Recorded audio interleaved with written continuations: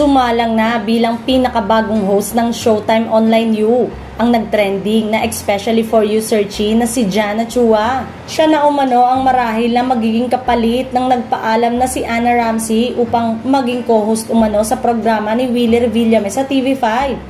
Maaalalang nakakuha ng atensyon sa madlang people ang kakaibang personalidad ng isang searcher ng nasabing segment. Ang maswerteng nakaagaw ng spotlight at nakuha pa sa atensyon ng isa sa pinakamalaking host ng Philippine TV na si Vice Ganda.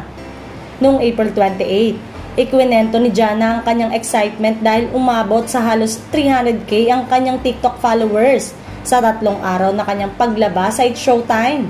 Habang dumarami ang mga taga-suporta ni Jana na nagbigay daan para ipakilala si Jana sa madlang people.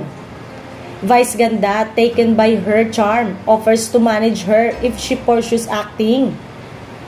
Ayon kay Vice, ang ganda ni girl, mag-artista ka, manage kita, gandang-ganda ako sa kanya, pwedeng kapatid ni Nadine Lustre.